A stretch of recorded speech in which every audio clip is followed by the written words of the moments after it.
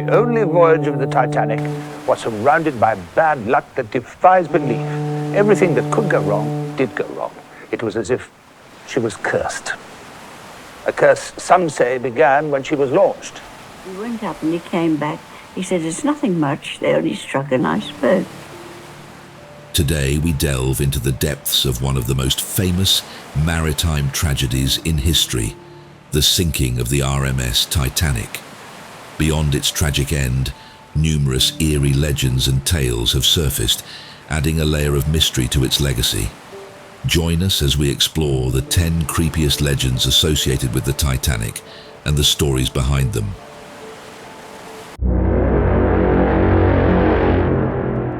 Number 1. The unsinkable ship. Before the Titanic ever set sail, it was touted as unsinkable by advertisements and articles. This created an air of hubris around its maiden voyage. The tragic irony of its sinking has led to legends of cursed pride and ignored forewarnings.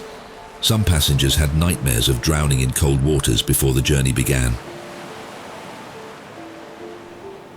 It's time for our journey to begin.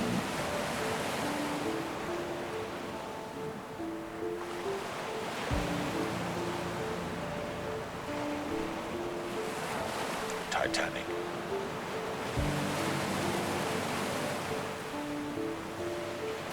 We must find out what happened on that night so long ago. And this is our window into the past.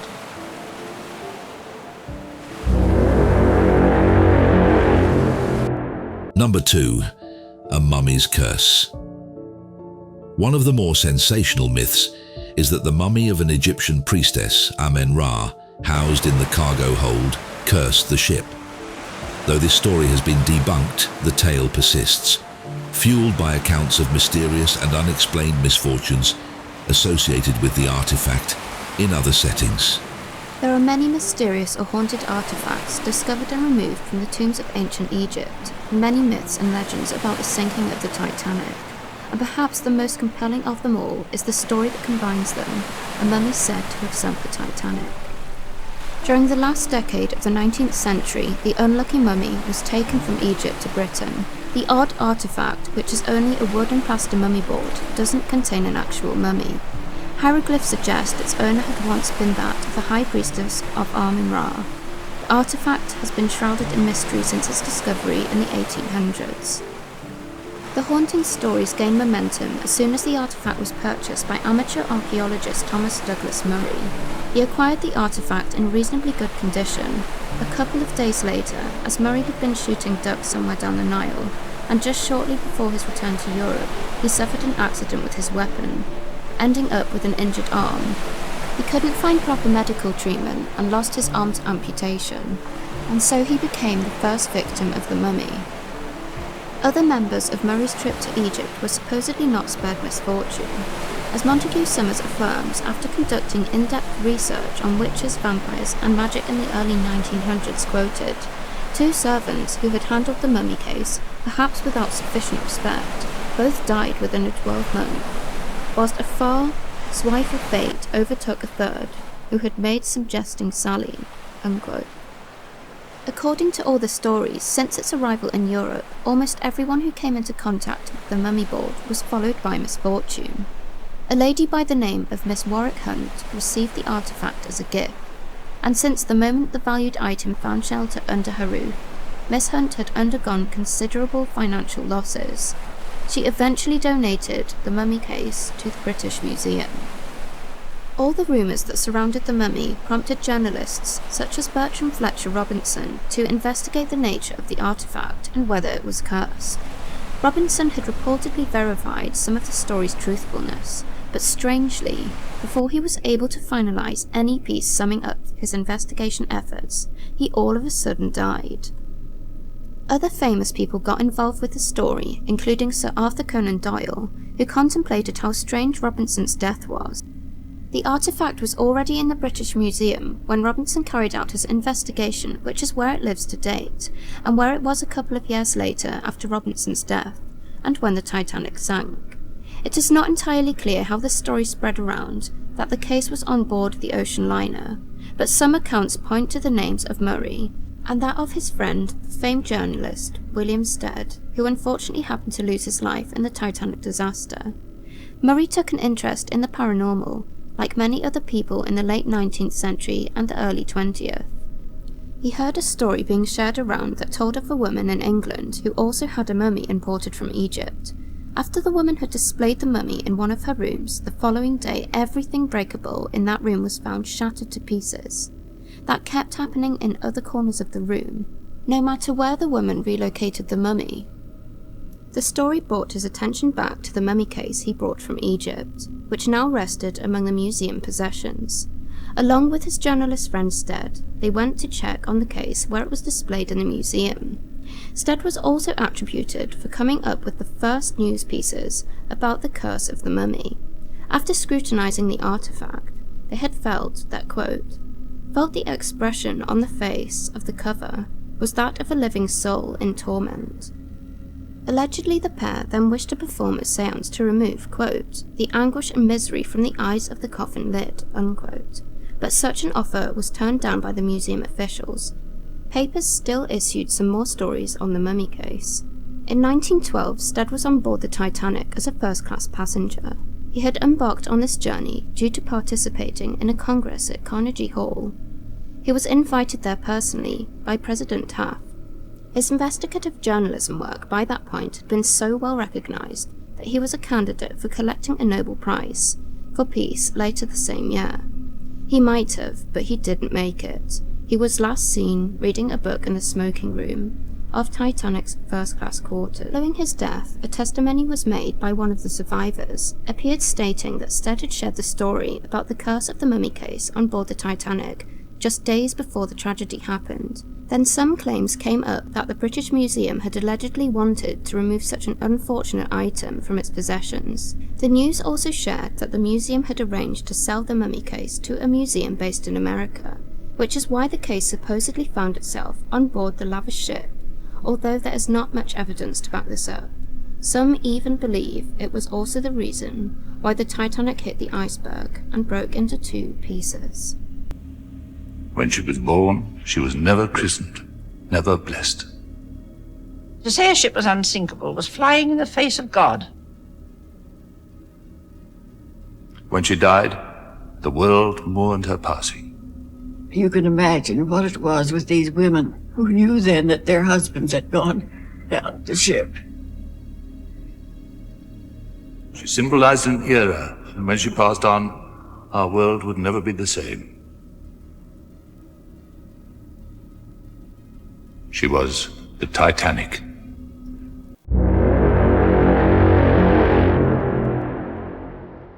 Number 3. The Ghosts of the Deep.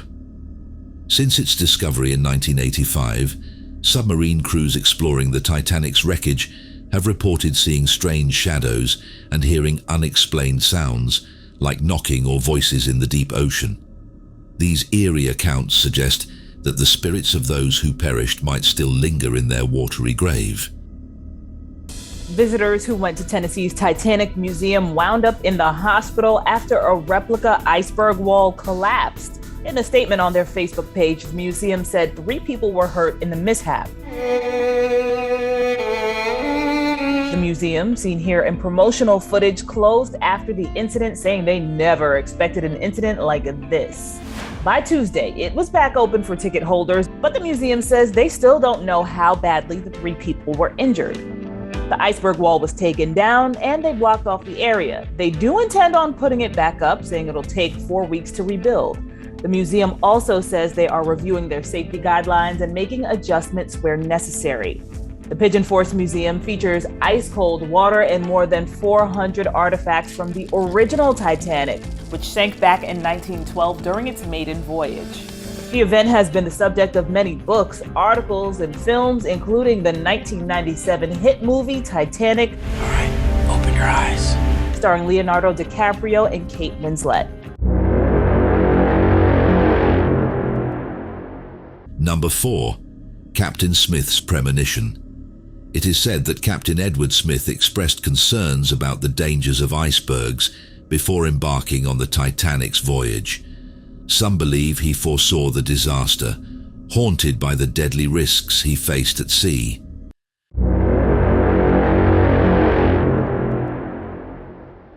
Number 5. The Prophecy of W.T. Stead. Journalist W.T. Stead, who perished on the Titanic, had written eerily prescient articles about a ship sinking due to insufficient lifeboats. His fascination with spiritualism and his uncanny predictions have led many to speculate that he had foreseen his own death. Number 6. The Phantom Ship. Some survivors reported seeing apparitions of the Titanic in the years following its sinking. These ghost ship sightings were often recounted during foggy conditions and were believed to be omens or reminders of the disaster. In the days leading up to the Titanic's maiden voyage, eerie premonitions of disaster emerged from various individuals. Some reported vivid dreams of icy waters and sinking ships, while others experienced an unshakable sense of dread about boarding the vessel. Letters, diary entries, and accounts shared later revealed these unsettling forewarnings. A few cancelled their plans to sail, citing inexplicable fear, while others ignored their apprehensions and boarded despite their unease. These premonitions, dismissed at the time, took on chilling significance after the tragedy, leaving lingering questions about intuition, fate, and the mysterious forces that seem to defy explanation. These passengers had premonitions but ignored them and perished. William B. Stead, Henry B. Harris, Thomas Andrews was warned via cable from unknown woman. Jessie Sayer told friends the voyage gave her the feeling of doom. She died. Major Archibald Butt, military aide to President Taft. Butt reportedly had a premonition and put his affairs in order before the voyage. He did not survive the sinking. Henry Wilde, the Titanic's chief officer, Wilde expressed misgivings about the ship in a letter to his sister, stating he had a queer feeling about it. He remained on board and was among those who perished.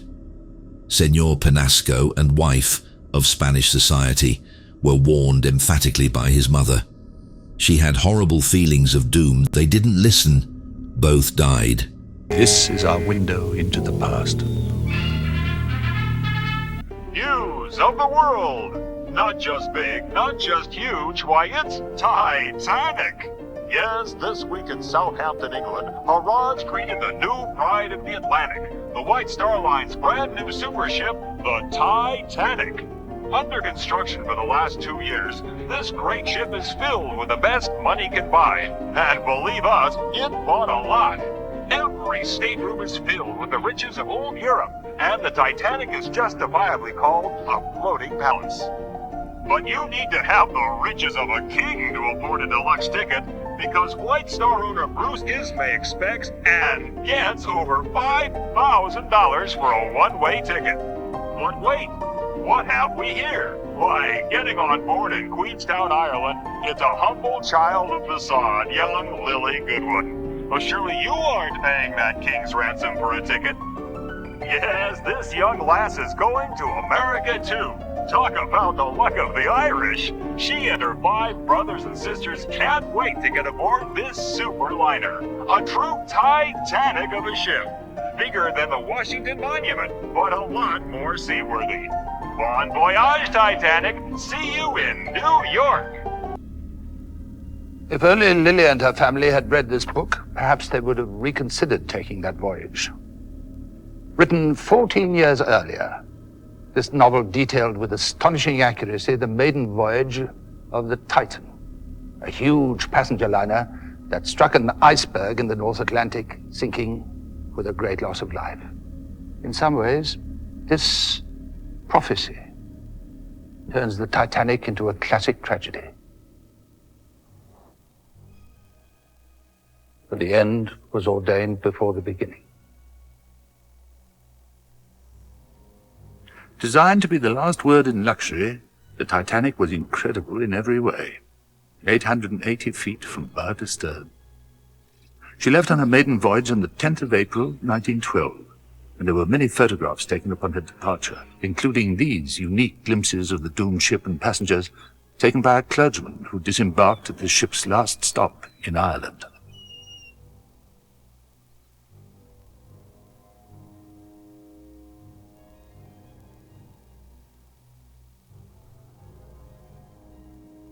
Her captain, E.J. Smith, was considered the finest in all the Atlantic, and this was to have been his last voyage before retirement after an unblemished career. After leaving Ireland, 4 days passed uneventfully. Passengers relaxed and explored the brand new ship.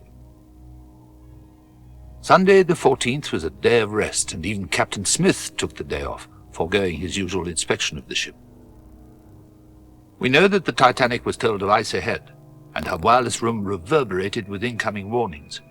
But she ignored those messages and sped toward the ice field at full speed.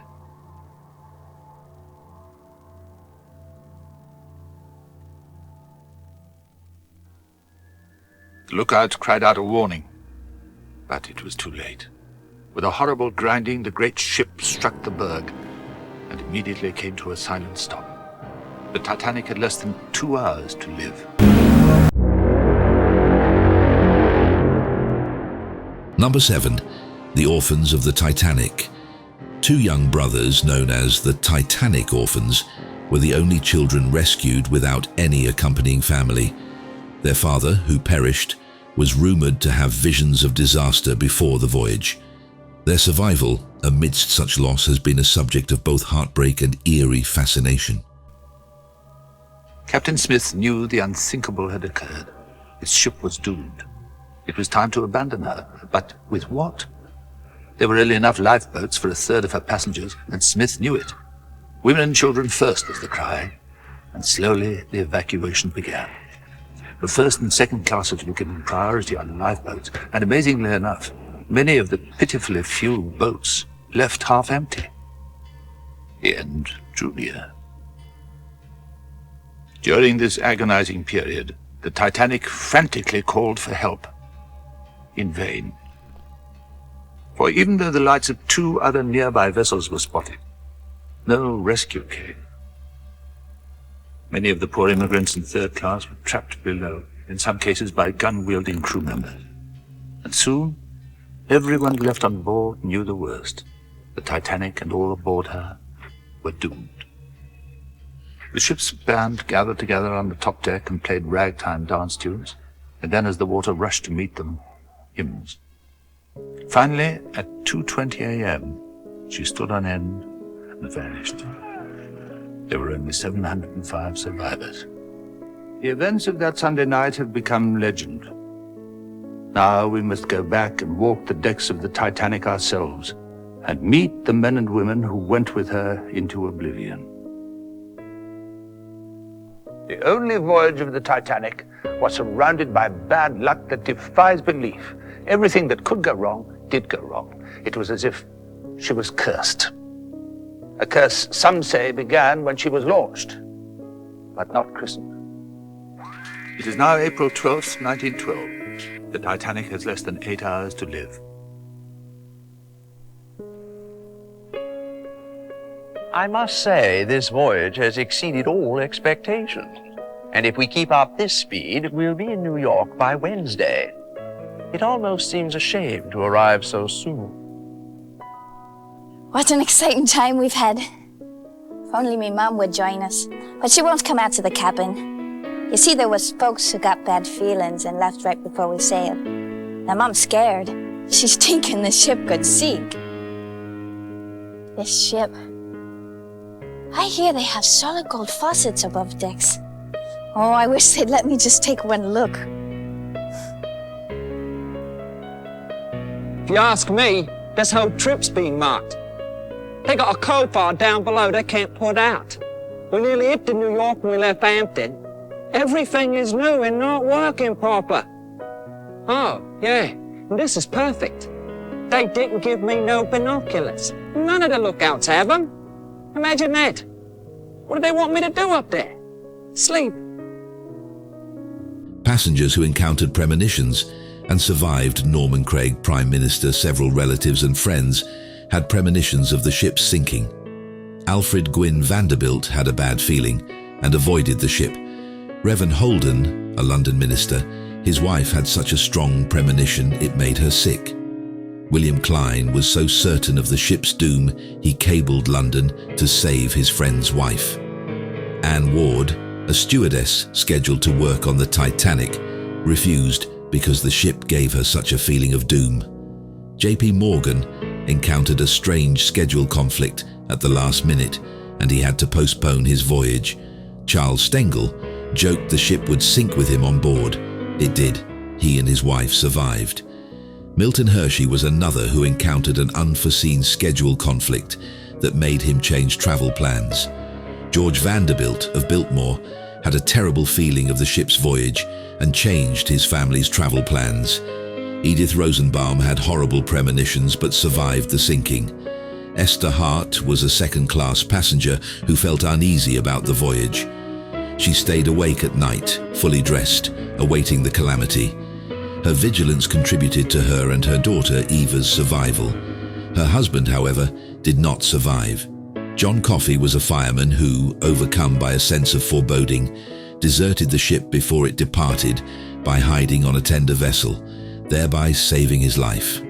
J. Conan Middleton was a British businessman who had vivid dreams of the Titanic sinking. He cancelled his trip after a business cable urged him to postpone his journey. Miss Gaynor, nurse for Titanic passenger Mrs. Bolton Earnshaw, had a premonition of disaster and distrusted early reports of the passenger's safety. She escaped. The belief that the Titanic was cursed stems from numerous ominous events tied to its voyage. Claims of premonitions, a near collision during departure, and rumors of bad luck surrounding the ship's construction fueled the superstition. Some even speculated it was doomed for hubris, symbolizing humanity's overconfidence against nature. Many of the reasons behind these assumptions included over 250 died or were injured during the Titanic's construction. The Titanic was never christened. The Titanic was given a masculine name. Crewmen noticed rats clamored to flee ship at the last port. Shipwright James Dobbin fell from the ship in Belfast while it was docked and died. The Titanic almost crashed into another ship while in Southampton.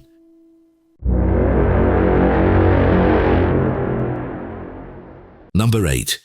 Time stood still. Artifacts recovered from the wreckage, such as watches stopped at the time the Titanic sank, have fueled legends about time itself being frozen at the moment of the disaster, a symbolic reminder of the abrupt end to so many lives.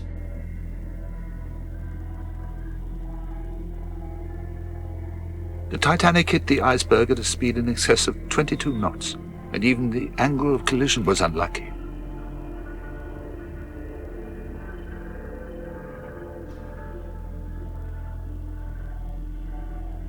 Had she turned 10 seconds earlier, she would have missed the iceberg entirely. Had she turned 10 seconds later, she would have collided dead-on, a survivable catastrophe. But she struck in the worst imaginable fashion, in such a way that 6 bulkheads burst, dooming 1,500 innocent people.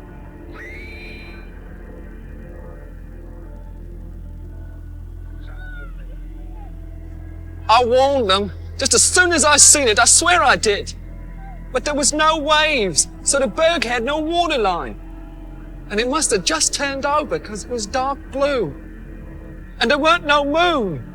Everything was pitch black. Nobody could have seen it in time. Nobody.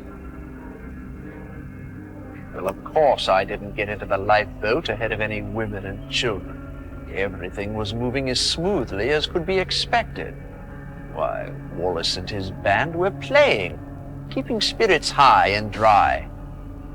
Everybody waited their turn. There was absolutely no panic.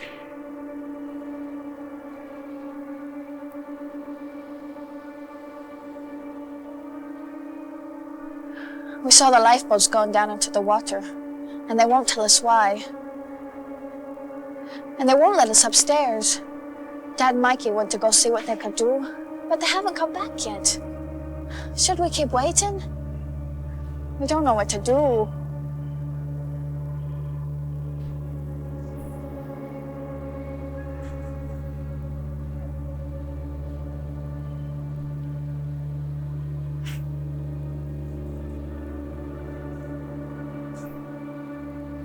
It was horrible. Bloody awful. This one gent jumped off the bridge and landed smack on some deck chairs. Poor blighter never had a chance.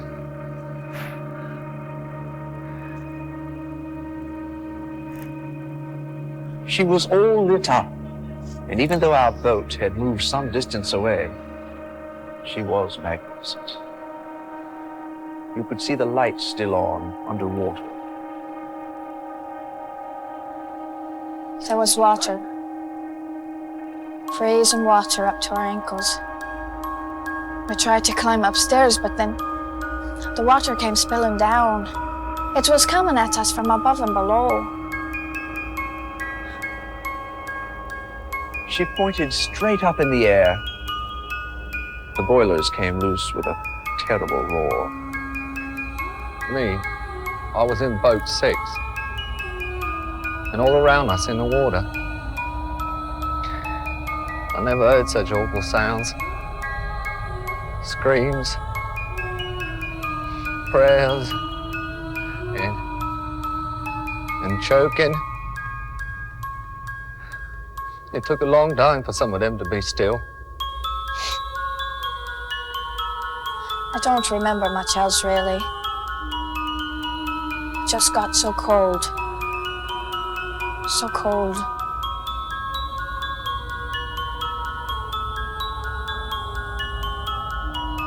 Lily Goodwin and 1,522 others perished that night, and a few wished they had. Bruce Ismay died in disgrace 25 years later, under a cloud of suspicion, because he had lived while so many had died. Frederick Fleet took his own life almost 50 years later, perhaps the last victim of that April night. Several personal items recovered have been associated with unusual occurrences, including moving on their own or causing feelings of dread among those who come into contact with them. A rare first-class dinner menu from the ship has reportedly been associated with the smell of phantom food and sudden chills when on display. Many items recovered from the wreck are displayed in traveling exhibitions or permanent collections. Staff and visitors have reported strange phenomena at these exhibitions. At the Titanic Artifact Exhibition, a traveling exhibit, reports of strange occurrences include sudden feelings of grief or dread near specific artifacts, disembodied voices or whispers, lights flickering or turning off unexpectedly, the sound of faint music, believed to resemble the Titanic's band playing. The Big Piece fragment, a massive piece of the Titanic's hull recovered in 1998, is displayed in Las Vegas. Some visitors and staff claim to have heard knocking sounds coming from it, as though passengers were still trying to escape. The Titanic replica at the Titanic Museum attraction, Pigeon Forge, Tennessee, features a half-scale replica of the ship. Employees have reported hearing footsteps, voices, and other unexplained phenomena, especially near artifacts and replica rooms such as the Grand Staircase. The set of James Cameron's 1997 film Titanic was rumored to have had strange incidents. Actors and crew members reported unexplained cold drafts, odd sounds, and a general sense of unease. Some speculated that the attention brought to the tragedy stirred up residual energies. Wallace Hartley was the leader of the Titanic's band. This 8-member ensemble played on deck during the ship's final hours. Survivors reported hearing them play hymns, most notably "Nearer, My God, to Thee," as the ship went down. The violin was a gift from his fiancée, Maria Robinson, who had it engraved with a heartfelt inscription, "For Wallace on the occasion of our engagement." From Maria. Hartley and the other musicians perished in the sinking, but their bravery left an indelible mark on history.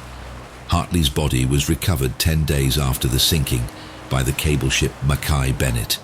The violin, strapped inside a leather case, was reportedly found with him. After Hartley's death, the violin was returned to Maria Robinson, likely as part of his personal effects. Devastated by the loss, Maria kept the violin until her death in 1939. After Maria's death, the violin's whereabouts became unclear. Decades later, it was discovered in the attic of a home in Yorkshire, England, in 2006. Its owner claimed it had been passed down through family connections to Maria. The violin underwent extensive testing to verify its authenticity, including forensic examinations and documentation studies. Experts confirmed it was Hartley's violin, based on the inscription, corrosion patterns consistent with exposure to seawater, and its provenance. The violin has been linked to ghostly stories, with some claiming it carries the sorrowful energy of the disaster. People who have viewed it up close report feelings of overwhelming sadness, and some have claimed to hear faint strains of music or sense a presence nearby.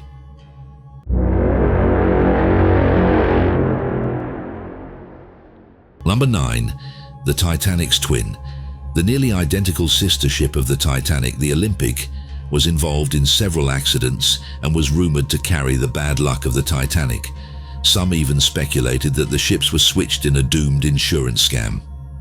New here at 6, for the first time in 40 years, an unexplained flood at the Volo Museum. Staff shutting down the popular Titanic exhibit today to clean up. Jim Wydilla, marketing director for Volo, joins us live to discuss it. Jim, how are you?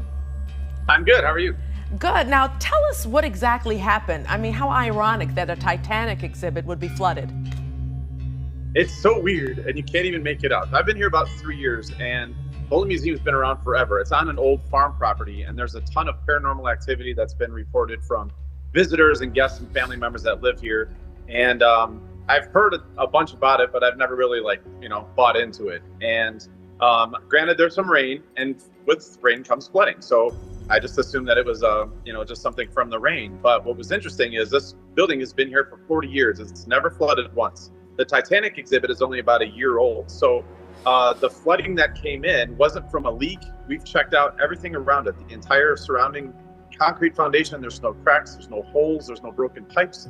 And where it came from, if you can see right in the center here, this is a 1912 Renault.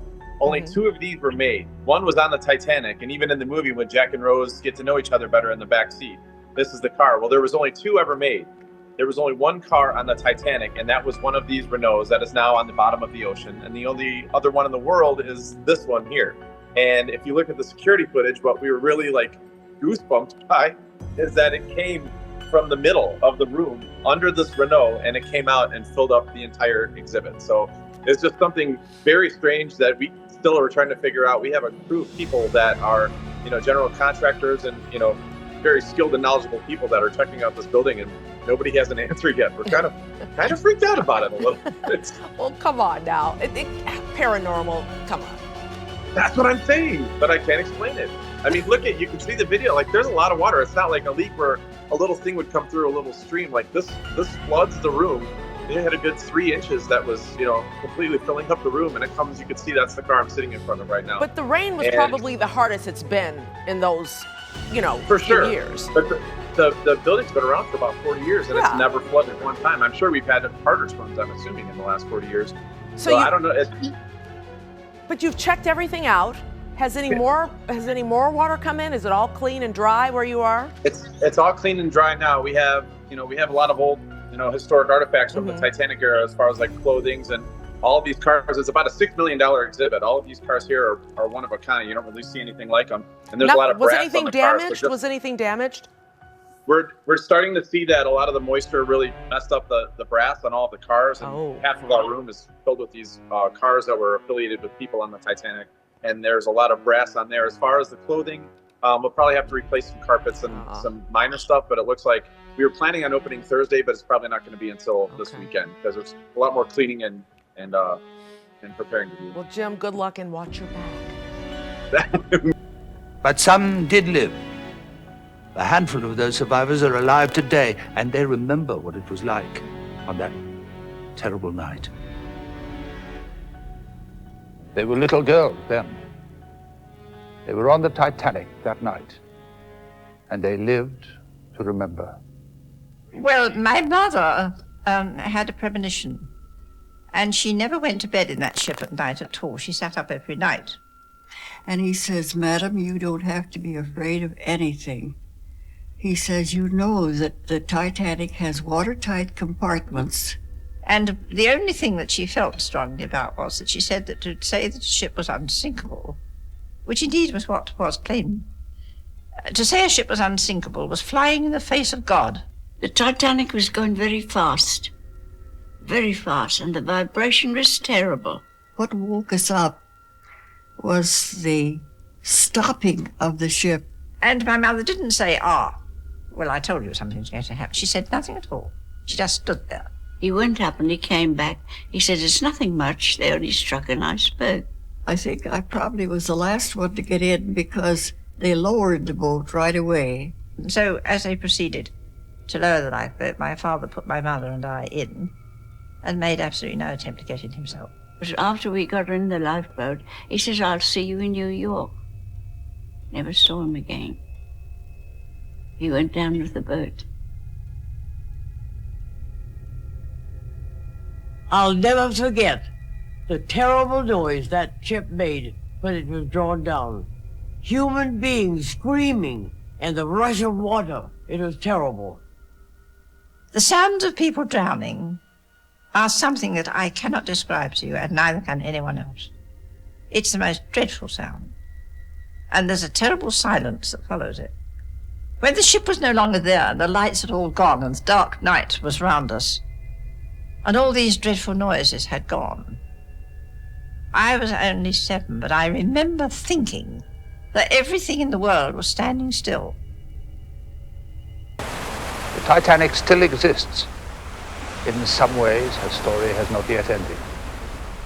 Let's journey to her final resting place, 12,000 feet below the North Atlantic. It is strangely peaceful where she lies.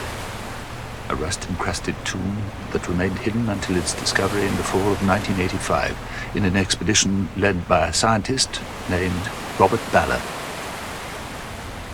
All throughout the Titanic expedition, there were two individuals. There was the professional and there was the human. And in most cases, the professional was very busy and the human just had to sit and wait. But then there were moments, seeing it for the first time through the porthole of the submarine, or landing on the deck for the first time, or all the different firsts that happened. The human would come through whenever you gave it a chance. And certain images, empty lifeboat tablet, the doll's head, chandelier, going down the grand staircase, that was my dream, that was my focus for so many years. I wanted to go inside. I not only wanted to find the Titanic, but I always wanted to go inside of it. And the landing Alvin on the entrance to the grand staircase above the elevator shaft, and then sending JJ down deep inside, and then moving into that room, and then spotting that chandelier. That was the culmination. If there was any one thing I did, that really was what it was all about. Titanic has inspired men and women who today keep her memory alive. Men and women who gather together to celebrate her life and commemorate her death.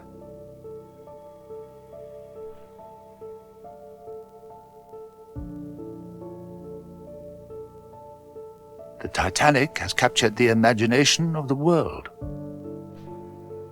In 1912, this sinking was one of the first media events, and anyone connected with the tragedy was newsworthy.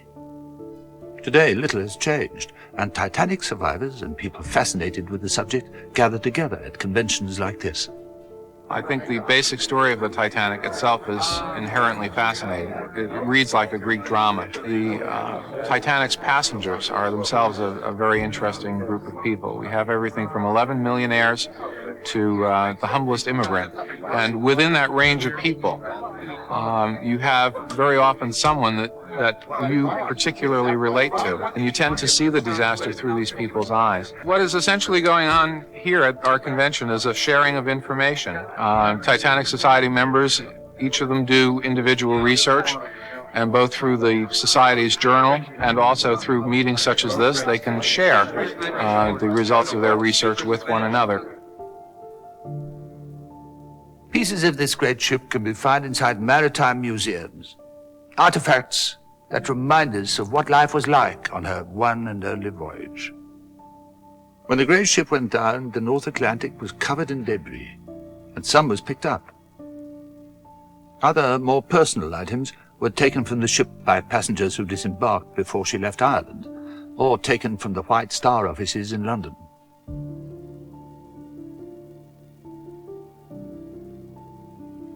Now on display, you can find everything from surviving deck chairs to Mrs. Astor's life jacket to an actual piece of the Titanic's plush carpeting taken as a memento by one of the men who installed it.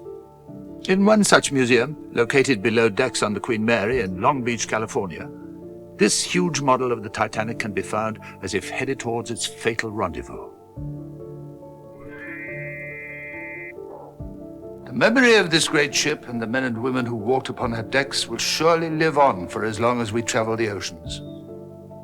The Titanic was overwhelmed by her tragic destiny and a few seconds of disastrous luck.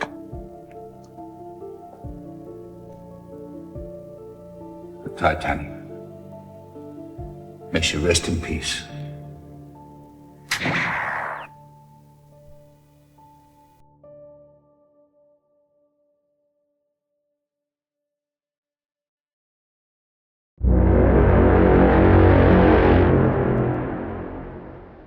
Number 10. The Whistle.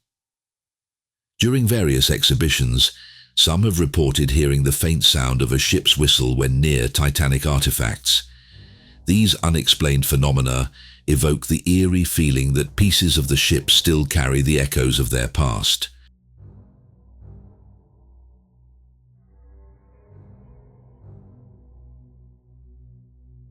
New today, we have a look at some of the debris from OceanGate's Titan submersible that was recovered from the ocean floor. This was the ship carrying parts of the sub. It's now back in port in St. John's, Newfoundland. A remotely operated vehicle, you've heard this described as an ROV, searched the ocean floor near the Titanic wreckage for the Titan after it went missing. Images here show several of the pieces of the Titan sub being lifted onto the ship. The desperate search for that sub captured the attention of the nation. It had the world watching. This disaster is also raising questions about safety of private undersea exploration. Now, any and all future planned Titanic expeditions have been canceled. News Nation's Evan Lambert is with us live with more on this. Evan, this is having a lasting impact, and no telling how long or how costly this investigation will be. Right, Marnie, and as you mentioned, we are getting our first look at the pieces, relatively large pieces of the Titan submersible plucked from the Atlantic Ocean, all while this massive investigation into the fate of the sub is ongoing. And while there's an apparent freeze on travel to the Titanic wreckage site, both commercial and tourists. Take another look at some of these pictures coming out of Newfoundland, Canada. You can see those crews putting the pieces of the Titan onto land. They will be crucial to the Marine Board of Investigation, that's what it's called, into the loss of the vessel and those 5 souls on board. The Coast Guard announcing last Thursday crews found debris indicating a catastrophic implosion on the ocean floor about 1,600 feet from the Titanic wreckage. As this investigation continues, it appears there are no planned submissions to the Titanic. OceanGate was really the only company offering tourist visits, and industry experts told the New York Post they weren't aware of any scheduled scientific visits either. I just spoke with the founder of a luxury travel company who had clients on a wait list for the OceanGate Titanic expedition. He says he thinks the tragedy will lead to a temporary loss of interest in visiting the Titanic amid those safety concerns, but it could very well rebound. Certainly people will be thinking a great deal more about risk and certainly about personal responsibility. In the same way that when there's a helicopter or a plane accident, the world doesn't stop taking planes and helicopters. There might be regulation that makes it safer. And so, yeah, to a certain degree, people think, okay, well, we've learned from this experience, and when it next is possible, then we'll be doing it in a much safer context.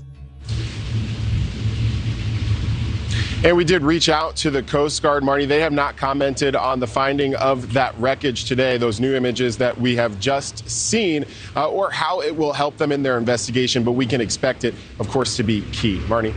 A difficult part of the process for all involved, most importantly, the families. Evan, thank you. Thank you for watching. Go to newsnationnow.com to find News Nation on your television provider. And don't forget to click the red subscribe button below to get more of News Nation's fact-driven, unbiased coverage.